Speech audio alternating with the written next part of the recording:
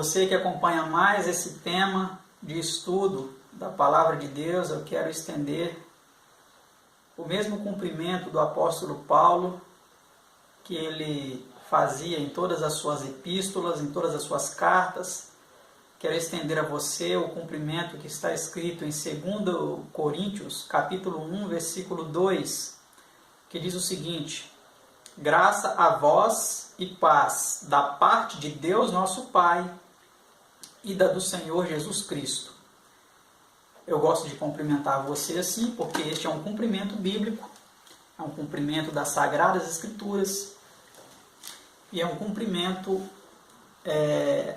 que demonstra que a graça e a paz verdadeiras, elas são provenientes de Deus, o nosso Pai, e do seu Filho unigênito, nosso Senhor Jesus Cristo. Eu quero agradecer a você por mais uma vez estar aí, acompanhando mais esse tema. Hoje vamos estudar sobre o arrependimento, um tema composto por 16 perguntas, né? É um tema composto por menos perguntas que o anterior, que era composto por 20 perguntas.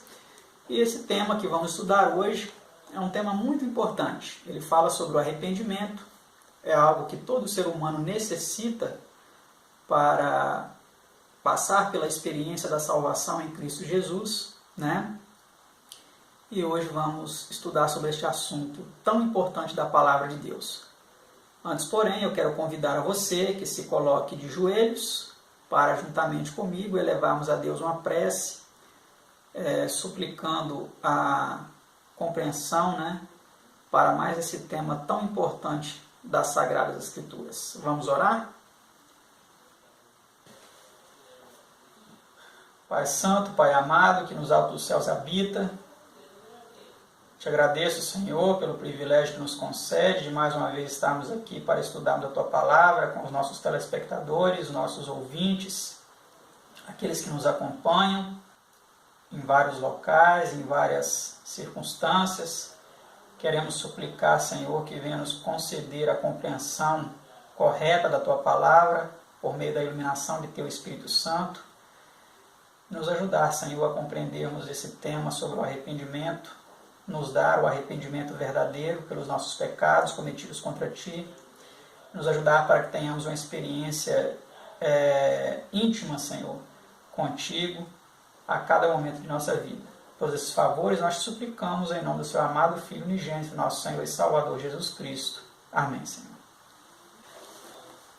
Antes de darmos início às perguntas e respostas deste estudo, eu quero pedir a você desculpa se em algum momento você notar alguma coisa que talvez possa atrapalhar, né, algum ruído, alguma coisa assim.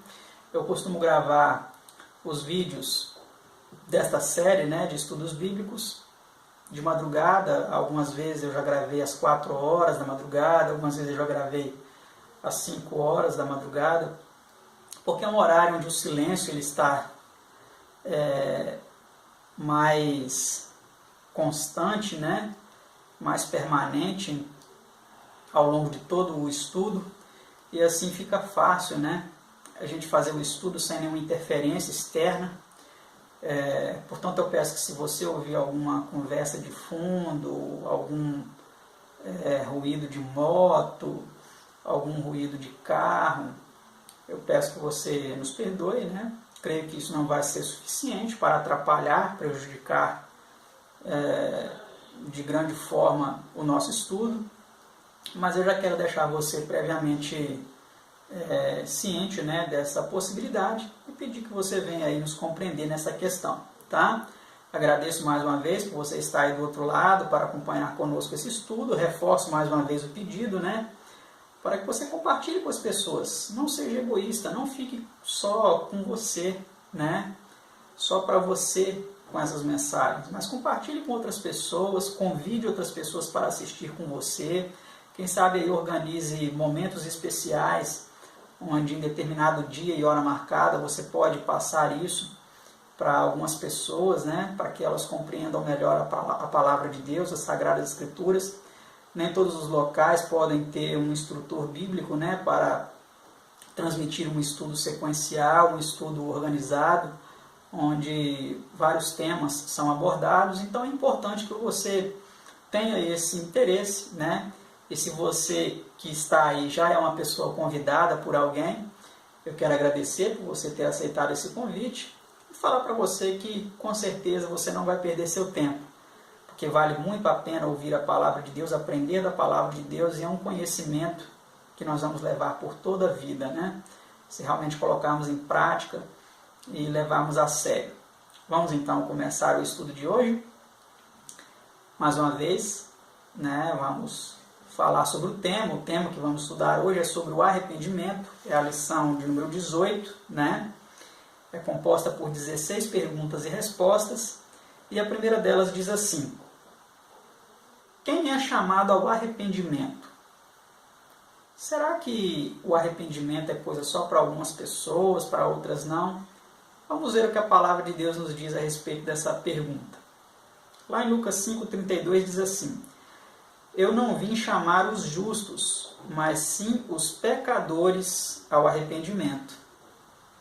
Jesus, quando ele veio a essa terra, né, ele foi questionado: por que Jesus anda com as prostitutas, com os publicanos, né, que eram os cobradores de impostos, que, para nós contextualizarmos melhor, eram os corruptos daquela época, né? Andava com esse tipo de gente.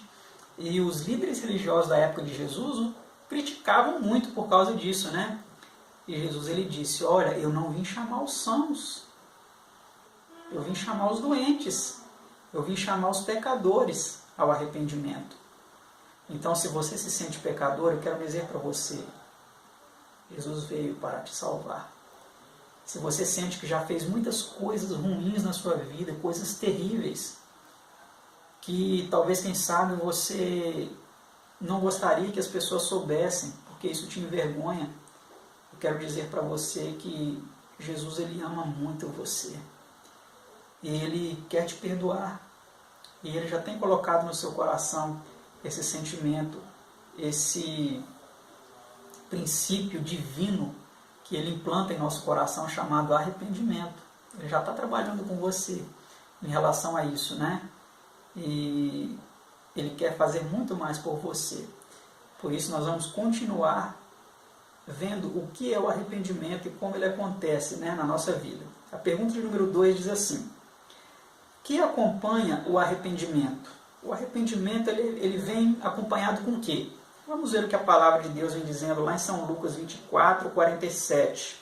Diz assim: e em seu nome se pregasse o arrependimento e a remissão dos pecados em todas as nações. Então, o arrependimento, ele é acompanhado da remissão dos pecados. E se você não sabe o que é remissão, eu te digo: remissão é o perdão. Se realmente você se arrepender verdadeiramente, o seu arrependimento vai vir acompanhado com o perdão dos pecados, né? Essa é uma promessa bíblica. Vamos para a pergunta 3. Como pode o pecado ser conhecido? Vamos ver o que a palavra de Deus vem nos dizendo. Diz assim: pela lei vem o conhecimento do pecado. Romanos 3, verso 20. Está vendo? Então não tem como nós sabermos o que é pecado se não existir lei. A lei, ela mostra para nós o que é o pecado, né? Essa é a função da lei. Pergunta 4. Quantos são pecadores? Todos, né? Vamos ver o que a palavra de Deus vem dizendo. Pois já dantes demonstramos que tanto judeus como gregos, todos estão debaixo do pecado. Romanos 3, versículo 9. Então todos nós somos pecadores. Todos nós precisamos nos arrepender dos nossos pecados. Suplicar a Deus o perdão, render a nossa vida a Ele, para sermos salvos, né? Pergunta 5. Que trazem sobre si mesmos os transgressores? Veja o que diz em Efésios 5, verso 6, em resposta a essa pergunta. Diz assim: ninguém vos engane com palavras vãs, porque por estas coisas vem a ira de Deus sobre os filhos da desobediência. Então os transgressores, quando eles pecam, quando eles transgridem a lei de Deus, eles trazem sobre si a ira de Deus sobre os filhos da desobediência, né? Deus ele fica irado com a transgressão do ser humano. Por isso que nós precisamos realmente nos arrepender e mudar de vida, né? Suplicar a Deus que nos transforme, nos ajude a ser pessoas renovadas pela sua graça, pelo seu poder. Vamos adiante, pergunta 6. Que leva a alma a reconhecer sua condição pecaminosa? O que leva a alma a reconhecer os seus pecados, né? A sua condição terrível de pecado? A palavra de Deus vem dizendo assim, ó. E quando ele, o Consolador, vier, convencerá o mundo do pecado. João 16, versículo 8. Esse versículo continua dizendo, né? Convencerá do pecado, da justiça e do juízo, né? Então, quem nos convence que nós pecamos contra Deus é o Consolador, é o Espírito de Cristo, né? Que trabalha em nossa mente, dizendo assim, olha, isso é errado, isso é pecado, muda de vida, abandona isso. É Ele que trabalha em nossa mente para nos convencer, né, dos nossos pecados. Vamos para a pergunta 7ª. Diz assim, quais são as perguntas convenientes a serem feitas pelos que foram convencidos do pecado? Veja o que a palavra de Deus vem dizendo. Que faremos, varões e irmãos? Uma outra pergunta. Senhores, que é necessário que eu faça para me salvar? Essas perguntas estão em Atos 2:37 e 16:30, né? Os textos eles são mais abrangentes, mas nós extraímos aqui apenas as questões, né, apresentadas. Então, as perguntas convenientes, né, que mostram que são feitas, né, para aquelas pessoas que foram convencidas que elas estão em pecado, que elas precisam de uma mudança, é essa. E agora? O que nós faremos? O que nós precisamos fazer para ser salvos? Essa é a pergunta, né? Agora vamos ver a resposta. Pergunta 8. Quais são as respostas do livro inspirado a essas perguntas? Veja o que a palavra de Deus diz em resposta a essas perguntas. Arrependei-vos e cada um de vós seja batizado em nome de Jesus Cristo para perdão dos pecados. Olha a outra resposta. Crê no Senhor Jesus Cristo e serás salvo, tu e a tua casa. Atos 2, 38. E Atos 16, 31. Então, nós precisamos o quê? De arrependimento. Arrependermos dos nossos pecados, né? Precisamos também do batismo, de sermos batizados em nome de Jesus para perdão dos nossos pecados, né? Próxima pergunta, pergunta 9. Que será constrangido a fazer o pecador arrependido? Vamos à palavra de Deus para ver a resposta a essa pergunta. Porque eu confessarei a minha iniquidade, afligir-me-ei por causa do meu pecado. Salmo 38, versículo 18. Né? Então são duas coisas que precisamos fazer, né? Confessar e nos afligir. Né? Não confessar para um sacerdote terrestre. Não, nós temos um sumo sacerdote que é todo suficiente. Né? Podemos confessar diretamente ao nosso Senhor Jesus Cristo, confessar a Deus o Pai, que Jesus intercede por nós. Ele é o nosso intercessor, né? E nos afligir por causa desses pecados, sentir realmente tristeza por ter cometido esses pecados contra Deus, né? Pergunta 10.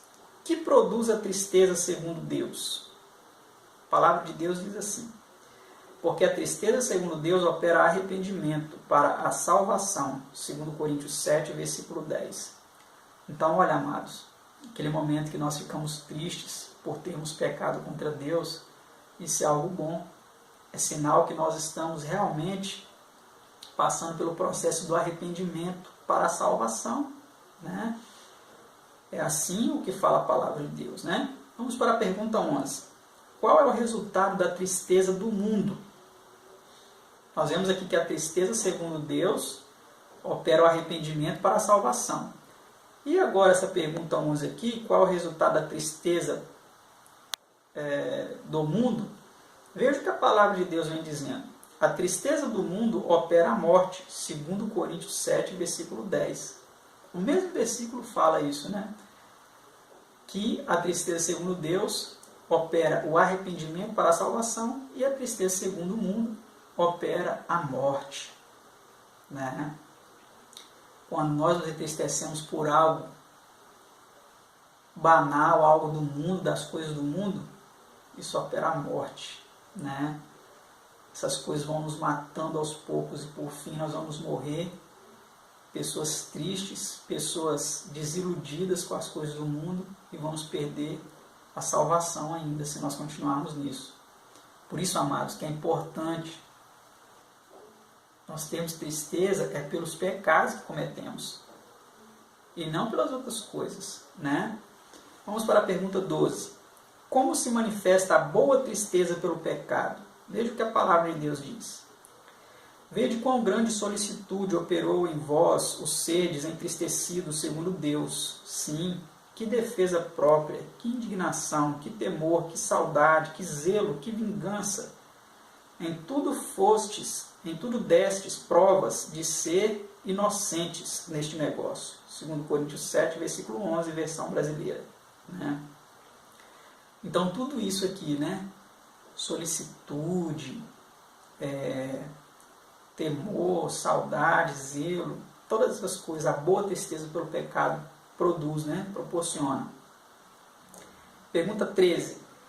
Que disse São João Batista aos fariseus e saduceus quando os viu chegar para serem por ele batizados? Vamos ver o que João Batista disse para eles. Raça de víboras, quem vos ensinou a fugir da ira futura? São Mateus 3, versículo 7. Então olha só o que João Batista falou para aqueles homens, aqueles líderes religiosos, né? Raça de víboras. Chamou aqueles homens de raça de víboras. E diz para ele, quem nos ensinou a fugir da ira futura? Né? Então, é realmente triste a condição, assim como naquele tempo, a condição hoje de muitos líderes religiosos, que são verdadeiras víboras, prontos para atacar, para dar o bote. Pessoas totalmente guiadas pelo maligno e não por Deus. É assim muitos líderes religiosos hoje, que estão achando que vão escapar da ira futura. Mas não, eles não vão escapar da ira futura, né? Vamos para a pergunta 14. Que lhes disse deverem fazer? O que João Batista falou que eles deveriam fazer? Diz assim, produzir, pois, frutos dignos de arrependimento. São Mateus 3, versículo 8. Né? E nessa nota aí diz assim, ó, não pode haver arrependimento sem reforma. Arrependimento é transformação do espírito. Reforma é a correspondente mudança na vida. Dr. Haleg. Então, o arrependimento ele precisa de vir acompanhado de frutos, acompanhado de mudanças, né? Se não há mudança na vida, se não há transformação, se o que as pessoas notam é uma semelhança com o mundo em todos os aspectos, né?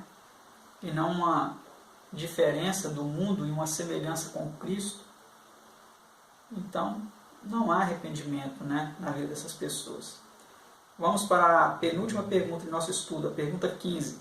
Quando Deus mandou aos ninivitas uma mensagem de advertência, como mostraram eles seu arrependimento e qual foi o resultado?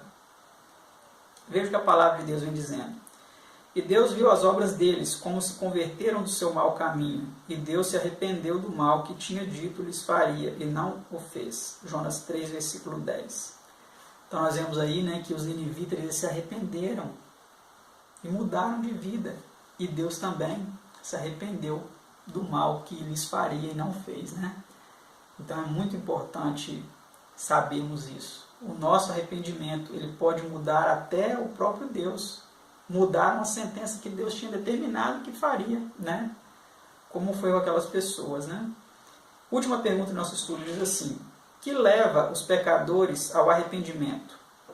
Que leva os pecadores ao arrependimento? Vamos dizer assim, vamos ver o que a palavra de Deus diz.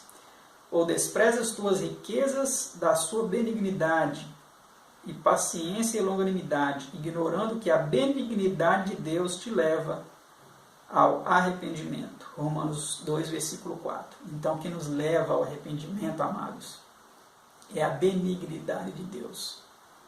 Deus, ele é tão bom, tão amável, ele é amor, e ele demonstrou isso ao entregar seu único filho para morrer por nós. E é essa bondade de Deus, é essa benignidade de Deus que nos leva ao arrependimento.